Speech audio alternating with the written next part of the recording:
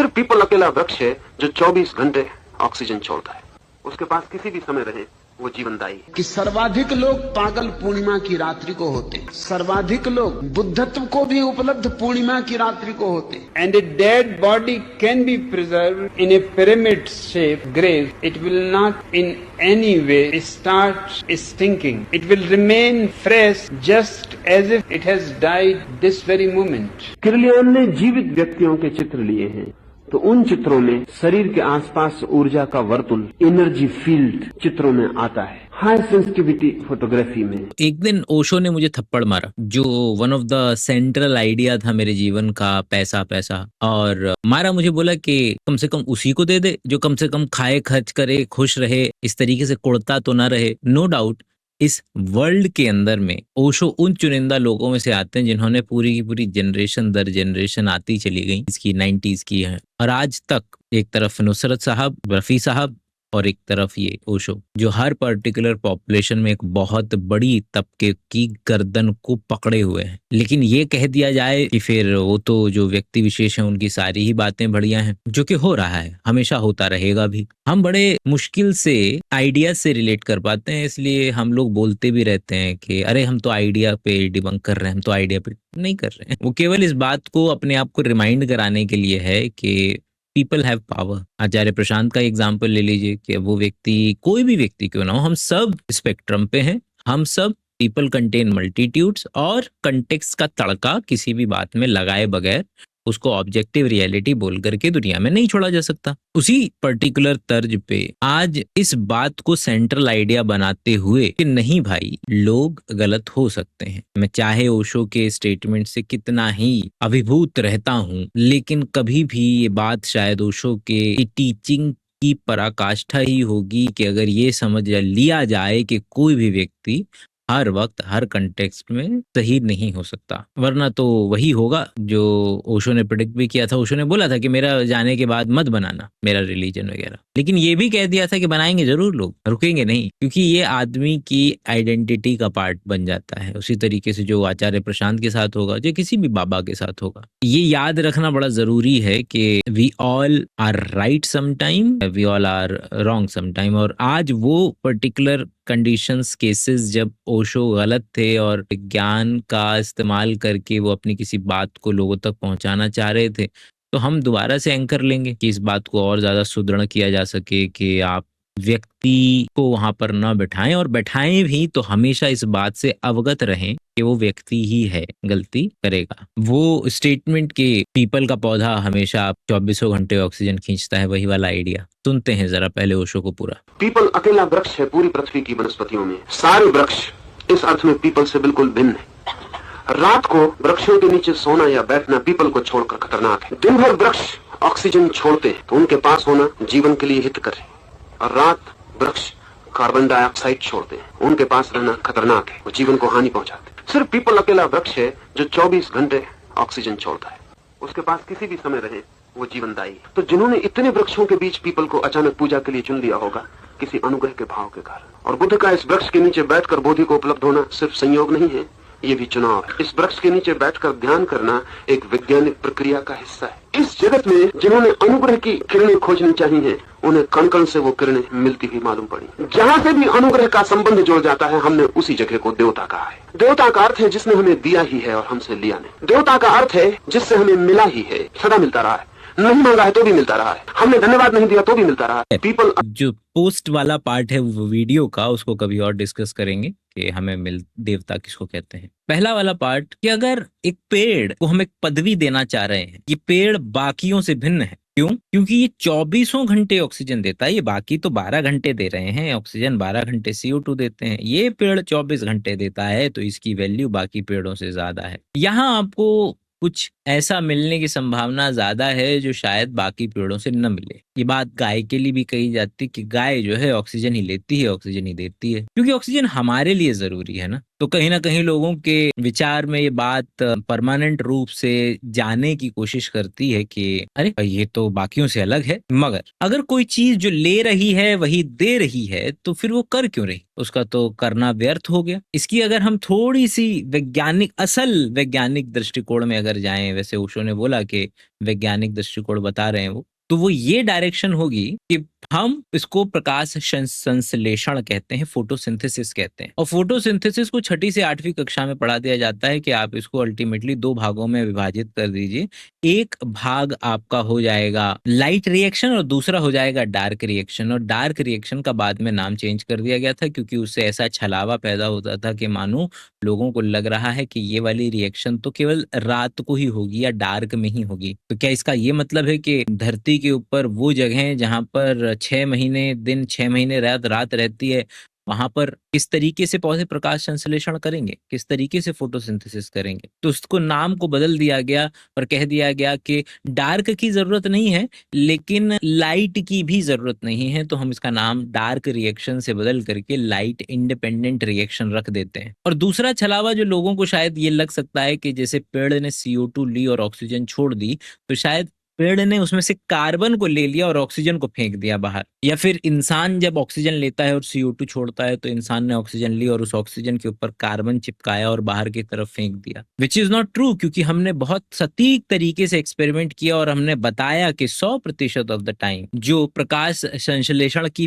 पहला पार्ट है, वो जो फोटोलाइसिस ऑफ वाटर, जिसको लाइट रिएक्शन का भी पहला पार्ट फोटोलाइसिस ऑफ वाटर के लाइट का इस्तेमाल करके पानी पे हथौड़ा मारा जाए और उसको तोड़ा जाए तो उसमें से हाइड्रोजन बनता है, इलेक्ट्रॉन बनता है, ऑक्सीजन बनता है। और ये है वो ऑक्सीजन जो पानी के टूटने से बनती है और निकल जाती है बाहर। और दूसरी तरफ देखें तो लोगों को ये भी लगता है कि ऑक्सीजन तो कुछ ऐसी चीज है जो कि हमारे लिए प्राणदायी है, जीवन के लिए प्राणदायी है। लेकिन ये भी बात याद रखें कि धरती पर जो पिछले 5 दफा मास एक्सटिंक्शन हुआ है उसमें से एक बार इस धरती में जीवों के हत्या का सबसे बड़ा जिम्मेदार, जिस तरीके से अभी हम CO2 को मानने की कोशिश कर रहे हैं, उस समय पर ऑक्सीजन बहुत ज्यादा बड़ा जिम्मेदार रहा मास एक्सटिंक्शन कराने के लिए। तो जैसे ही हम इसमें कंटेक्स्ट को लेकर के आते हैं तो हमें पता चलता है अच्छा ये तो मॉलिक्यूल है, इसमें शुद्ध अशुद्ध का कोई लेना देना नहीं है। जो अभी हम वातावरण में बोलते हैं कि हाँ कितनी शुद्ध वायु है, कोई लेना देना नहीं है। वो आज से 300-400 साल पहले हम इस तरीके की शब्दावली का इस्तेमाल करते थे जो कि सही था। आज अगर हम इस शब्दावली का इस्तेमाल करें तो ये सही नहीं है। वही ऑक्सीजन एक्स्ट्रा अमाउंट में आपको मार देगी, वही बिल्कुल करेक्ट अमाउंट में आपको जिंदा रखेगी। चलिए अब नेक्स्ट पार्ट पे चलते हैं। If you sit in any shape, in the shape of pyramid, you will fall into deep silence and meditation without difficulty. And a dead body can be preserved in a pyramid shaped grave. It will not in any way start stinking. It will remain fresh just as if it has died this very moment. Now pyramids are being used. Small pyramids are being sold in the market. If you sit in any shape, in the shape of pyramid, you will fall into deep silence and meditation without difficulty. And a dead body can be preserved in a pyramid shaped grave. It will not in any way start stinking. It will remain fresh just as if it has died this very moment. Now pyramids are being used. Small pyramids are being sold in the market. You sit underneath them. They are health giving. They don't do anything. Just their shape reflects the rays of the sun in such a way that you get only the health giving rays, and the other rays which are not health giving are reflected back. The very shape is the cause. वही बात दोबारा से basics को समझने की जरूरत है। यहाँ पर 2 चीजों को कंफ्यूज कर रहे हैं ओशो। पहला, जो पिरामिड है उसकी जो शेप लोगों ने ली, उसका one of the important reason है उसकी स्टेबिलिटी।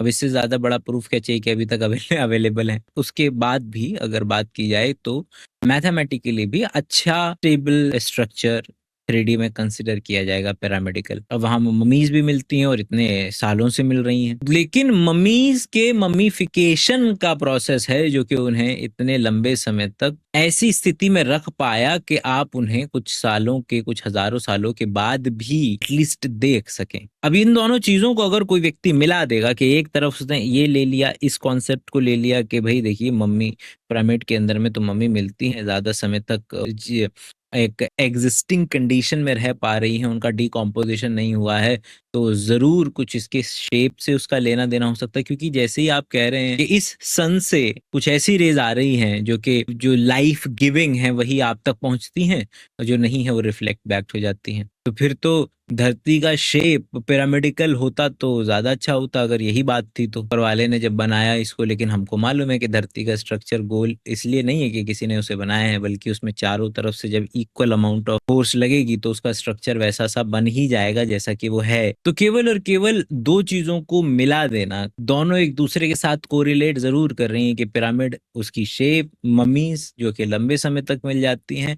लेकिन पिरामिड की शेप की वजह से वहां पर बहुत समय तक सड़ा नहीं है, ऐसा नहीं हुआ है। वो तो बस दोनों चीजें मिली हुई हैं। और इसको अगर हम आगे लेकर के जाएं तो फिर तो जो टेंट लगाते हैं उसमें सबसे अच्छा ध्यान लगना चाहिए, जो प्लास्टिक वाले जो हम टेंट वो लगाते हैं वो पिरामिडिकल शेप के ही होते हैं ना। जब हम कहीं भी ट्रैकिंग वगैरह के लिए जाते हैं तो उसके जो टेंट होते हैं, तो किस तरीके से आप हर बार सही नहीं हो सकते वैज्ञानिक दृष्टिकोण से। ऐसा नहीं है कि ओशो ने जब ये बातें कही थी तब ये बातें पता ही नहीं थी, नहीं, ये बेनिफिट ऑफ डाउट ओशो को नहीं दिया जा सकेगा। उस समय पे भी हमें बहुत अच्छे से ये सारी चीजें पता थी। एक और लेयर ऑफ प्रजाति एग्जिस्ट करती है जो कि क्योंकि उनके लिए वो किताब इतनी मायने रखती है कि वो उसको गलत साबित नहीं हो सकती, इनफेलेबल है, वो व्यक्ति इतना बेहतरीन है कि तो लोग एक नया चीज लेकर के आते हैं, अरे भैया आपने सुना ही नहीं, वो कंटेक्चुअल सुनो। और उसके अंदर में आप पाएंगे कि किस तरीके से कि वो जानते थे कि वो गलत बोल रहे हैं, लेकिन उन्होंने जानबूझ करके गलत बोला ताकि लोगों तक ये बात पहुंच सके। ये बात तब भी नहीं बदलती है, क्योंकि अगर वो लोगों तक अपनी विवेक के अनुसार लोगों तक ये बात पहुंचाने की कोशिश कर रहे हैं कि देखो ऐसे इस रास्ते से जाओगे तो तुम अपनी मंजिल तक पहुंच जाओगे, वही काम हम कर रहे हैं फिर, कि अपने विवेक के अनुसार लोगों को असल बात बताने की कोशिश कर रहे हैं कि देखो ये असल रास्ता ये भी है, अगर यहाँ से भी जाना चाहो तो जा सकते हो, जिसको जाना होगा चले जाएंगे, जिसको नहीं जाना होगा नहीं जाएंगे। लेकिन हर बार मेंटली ब्लाइंड होकर के आप किसी व्यक्ति को सपोर्ट करें, ये रुकावट डालेगा मेरे तरीके की सोच के व्यक्तियों के लिए। पूर्णिमा का चांद जब होता है तो तुमने सागर में उतंग लहरें उठती देखी, और तुम भी तो 80% सागर का जल। पूरे चांद को देखकर तुम्हारे भीतर भी तरंगें उठती होंगी, उठती। यह जान के तुम हैरान होगे कि सर्वाधिक लोग पागल पूर्णिमा की रात्रि को होते, सर्वाधिक लोग बुद्धत्व को भी उपलब्ध पूर्णिमा की रात्रि को होते। बुद्ध के जीवन में तो बड़ा प्यारा उल्लेख है कि वो पूर्णिमा के दिन ही पैदा हुए, पूर्णिमा के दिन ही बुद्धत्व को उपलब्ध हुए, पूर्णिमा के दिन ही उनकी मृत्यु हुई। इस दुनिया में बुद्धत्व को जितने लोग उपलब्ध हुए उनमें से अधिक लोग पूर्णिमा के दिन हुए। पूर्णिमा की रात बड़ी अद्भुत है, और पागल भी लोग पूर्णिमा की रात्रि ही होते। दुनिया में हत्याएं भी पूर्णिमा की रात सबसे ज्यादा होती हैं, और आत्महत्याएं भी सबसे ज्यादा होती हैं। सारी दुनिया की भाषाओं में पागलों के लिए कोई न कोई शब्द है जिनका चांद से संबंध है। हिंदी में भी हम पागल को चांद मारा कहते हैं, अंग्रेजी में लूनाटिक कहते हैं। लूनाटिक का मतलब भी चांद मारा। इतने दूर चांद का इतना प्रभाव होता है कि किसी को पागल कर दे, कि किसी को बुद्धत्व को पहुंचा दे, कि किसी की आत्महत्या हो जाए, कि कोई हत्या कर दे। और ऐसा आदमी तो बहुत मुश्किल है खोजना जो चांद से बिल्कुल प्रभावित ना होता हो। असंभव है, किसी न किसी रूप में चांद प्रभावित नाइस टिक। और अगर बात करें चांद मारा की, तो कितना खूबसूरत लगता है जब हम पहली दफा इन बातों को सुनते हैं, तो लगता है कि यार इतना बेहतरीन कोई व्यक्ति कैसे बोल सकता है, क्योंकि हर व्यक्ति को लगा भी, मुझे भी लगा, और ज्यादातर चीजों के लिए आज भी लगता है। लेकिन जैसे ही हम नए सबूतों की हमें रोशनी मिलती है, इसका जादू सा खत्म होता हुआ नजर आता है। हमें ये पता चलता है कि हम मानते थे कि चांद की वजह से लोग पगलाते हैं इसीलिए हमने नाम दिया है, लेकिन न कि उल्टा है। दूसरा, न तो हमारे पास कोई भी वैज्ञानिक दृष्टिकोण नहीं है इस चीज के लिए। तीसरा, कि हम उन्हीं पर ध्यान देंगे जिसमें चांद है या पूर्णिमा है। लोगों को सबसे पहला सवाल ये करना चाहिए कि चांद के होने ना होने से फर्क पड़ता है या चांद के दिखने ना दिखने से फर्क पड़ता है। क्योंकि अगर आपको ये लग रहा है कि अमावस्या के दिन चांद नहीं है तो चांद तो वही है। अगर आपको ये लगता है कि जिस दिन धरती के सबसे करीब होता है चांद केवल पूर्णिमा उस दिन आती है तो ये भी गलत है, क्योंकि सबसे दूर पास हर जगह पर आती है पूर्णिमा। तो लोगों को ऐसा लगता है कि पूर्णिमा के दिन चांद सबसे धरती के करीब होता है, इसलिए जो लहरें हैं वो बहुत ज्यादा उफान मारती हैं। क्या हो कि अगर मैं आपको बताऊं कि पूर्णिमा तो वैसे भी किसी भी दूरी पर आ सकती है, इसके अलावा जो असल कारण है वो चंद्रमा और सूरज का जो गुरुत्वाकर्षण बल है उसके बीच में जब धरती फंसी हुई होती है और वहां से जब पानी दोनों तरफ खिंच रहा होता है और फिर धरती उस खिंचे पानी में घूमती है, जिसकी वजह से हमें लगता है कि ये ज्वार भाटा आ रहे हैं। जो ज्वार भाटा पानी अंदर नहीं घुस रहा है, धरती उसके अंदर में घुस रही है असल में। तो यहाँ से तो हमें पता चलता है कि चांद तो जिस दिन है हर दिन वहीं पर है। जिस दिन चांद और सूरज दोनों एक दूसरे लाइन में और धरती लाइन में आते हैं तब जाकर के सबसे बढ़िया तरंगे जो है वो ज्वार भाटा वो आता है। तो इसमें तो पता चल रहा है कि चांद मारा की जगह सूरज मारा शब्द ज्यादा अच्छा है, क्योंकि असल जो रीजन है ज्वार भाटा का वो तो सूरज निकला। पानी में उथल पुथल लाने का जो रीजन है वो तो सूरज निकला सबसे खतरनाक। नो डाउट किसी भी खूबसूरत पहाड़ बेहतरीन को देख करके आपको अच्छा लगेगा। आपको यू हैव ये दुनिया जब छत पे रात को लेटते हैं तो चांद को घूरते रहते हैं तो सबके मन में कुछ ना कुछ अलग अलग तरीके के व्यवहार आएंगे। कोई व्यक्ति अपनी गणितज्ञ होगा तो कुछ और सोचेगा, कोई खगोल शास्त्री कुछ और सोचेगा, कोई सब व्यक्ति अपनी अपनी दुनिया ढूंढ लेते हैं उस बेहतरीन दिखने वाली चीज में। लेकिन ये केवल और केवल कह देना कि नहीं नहीं चांद की वजह से, फिर वही बातें आगे निकलती हैं कि चांद से फिर आप वाटर चार्ज करके भी लोग बेचते हैं और फिर चांद के नाम पर औरतों को भी सुनाया जाता है कि ये तो औरतों की जो मेंस्ट्रुएशन साइकिल है उसका चांद से लेना देना है। और फिर से वही बात कि हम हर व्यक्ति को पदवी नहीं दे सकते कि हर व्यक्ति हर कंटेक्स्ट में हर बार सही कह रहा होगा। 10 वर्षों पहले तक, केवल 10 वर्षों पहले तक वैज्ञानिक इस बात के लिए राजी नहीं थे कि मृत्यु में कोई ऊर्जा मनुष्य के बाहर जाती। लेकिन रूस के दाविदोविच किर्लियान की फोटोग्राफी ने पूरी धारणा को बदल दिया। किर्लियान की बात मैंने आपसे पीछे की है, उस संबंध में एक बात जो आज काम की है और आपसे कहनी है। किर्लियान ने जीवित व्यक्तियों के चित्र लिए हैं तो उन चित्रों में शरीर के आसपास ऊर्जा का वर्तुल, एनर्जी फील्ड चित्रों में आता है। हाई सेंसिटिविटी फोटोग्राफी में, बहुत संवेदनशील फोटोग्राफी में आपके आसपास ऊर्जा का एक वर्तुल आता है। लेकिन अगर मरे आदमी का, अभी मर गए आदमी का चित्र लेते हैं तो वर्तुल नहीं आता, ऊर्जा के गुच्छे आदमी से दूर जाते हुए आते, ऊर्जा के गुच्छे आदमी से दूर हटते हुए भागते हुए आते हैं और 3 दिन तक मरे हुए आदमी के शरीर से ऊर्जा के गुच्छे बाहर निकलते रहते हैं। हमें आज मालूम है ना, बहुत अच्छे तरीके से मालूम है ये बात कि जब भी मैं कोई इक्विपमेंट बनाता हूं तो उस इक्विपमेंट को बनाने के पीछे मेरा एक वैज्ञानिक आधार होता है। मुझे उसके प्रिंसिपल के बारे में पता होता है। अगर मेरे पास कैमरा भी है तो मुझे मालूम है कि मैं इसमें फोटोग्राफी कर रहा हूँ, मतलब कि फोटो मतलब कि लाइट, ग्राफी माने कि लिखना, कि मैं लाइट के जरिए कुछ लिख रहा हूँ।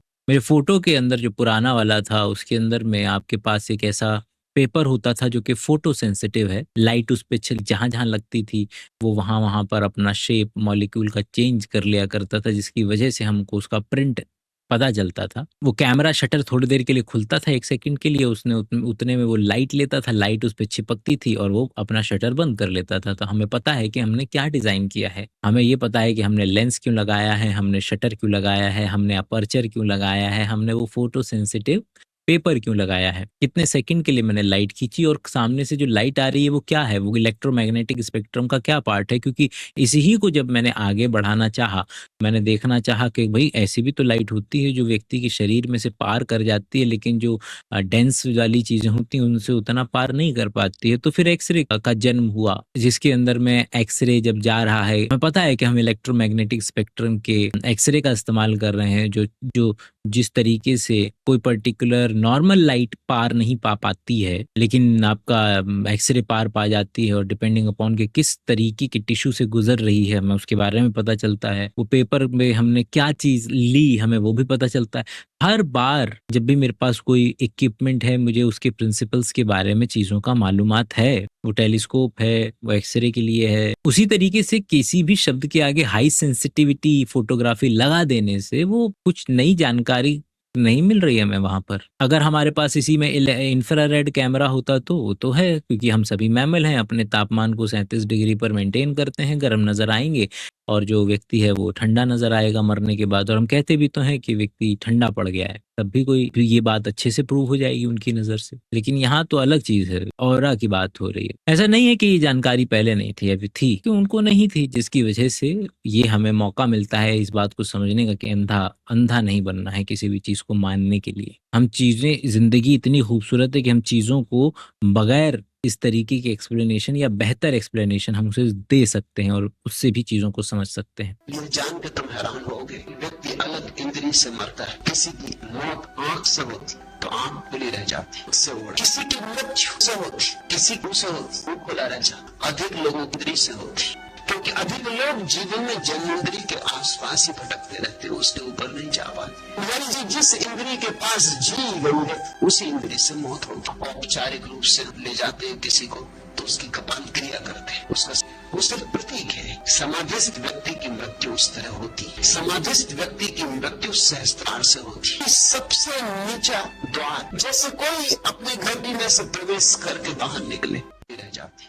अगर ये कहा जाए कि हमारे पास इंद्रियां बहुत हैं, 15 हैं, क्या उनको मालूम था कि प्रोप्रियोसेप्शन जैसी कोई चीज होती है, या जो हम अपना कान के जरिए अपना बैलेंस बना पाते हैं वो भी हमारी एक इंद्री है। हमारे चखने और सूंघने में कोई अंतर नहीं है, क्योंकि दोनों जगह एक मॉलिक्यूल एक रिसेप्टर पे बाइंड करता है। मैं तापमान में अंतर बता पाता हूँ, ये भी मेरी एक इंद्री है। तो त्वचा का पार्ट आप ले सकते हैं चाहे तो उसको। लेकिन इतनी सारी इंद्रियों में प्रोप्रियोसेप्शन से अगर कोई व्यक्ति मरेगा तो, और क्या जनन इंद्र को जनन इंद्रिया का नाम देना भी लॉजिकल है? बात ठीक है, हम ज्यादातर अपने जननांगों के इर्द गिर्द घूमते रहते हैं क्योंकि इवोल्यूशन में बहुत जस्टिफाइंग इट, हमारे पास प्री फ्रंटल कॉर्टेक्स है तो हम उसका इस्तेमाल करके ज्यादा बेहतर प्रॉब्लम्स को सॉल्व करने में के लिए जा सकते हैं। लेकिन हमको पता तो करना पड़ेगा ना कि क्यों है ये इतना ज्यादा, क्यों नाइटल्स को लेकर के दुनिया सोचती रहती है, क्यों नहीं आगे बढ़ पा रही है। लेकिन मेरे ख्याल से आज की तारीख में अगर सब लोग मरेंगे तो फिर आंखों से मरने चाहिए, क्योंकि जिस लेवल पर हमने आंखों के जरिए विजुअल कंटेंट जितना देखते हैं तो हम तो आंखों के इर्द गिर्द जिंदगी ज्यादा घूम रही है।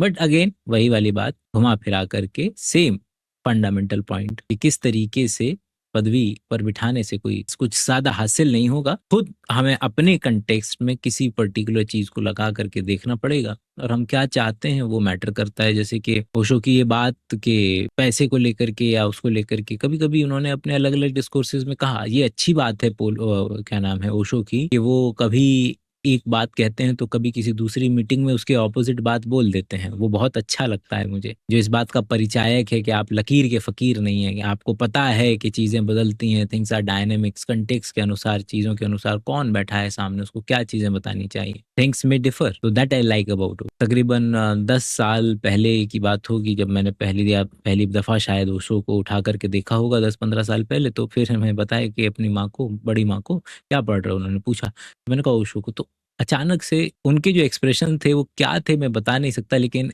सडन जो अपने आप में बताने के लिए काफी था कि ये कुछ तो है जो अगर किसी व्यक्ति को इतना नाम लेते ही किसी व्यक्ति को ऐसा झटका सा दे जाए तो कुछ तो होगा। फिर करते करते करते करते आज कई 100 घंटे सुनने के बाद ओशो को, ये उन्हीं को ट्रिब्यूट है कि आप अंधभक्त ना बन जाएं, ये उनको उनके काम का ही ट्रिब्यूट माना जाएगा। बाकी नीचे ज्वाइन का बटन है, सब्सक्राइब का बटन है। अगर हम कम्युनिटी बनाने की कोशिश की डायरेक्शन में जाऊंगा अब मैं धीरे धीरे। मिलते हैं फिर, परसों मिलेंगे। हर एक दिन छोड़ करके एक दिन हमारी वीडियो आएगी। तब तक के लिए अपना ख्याल रखें।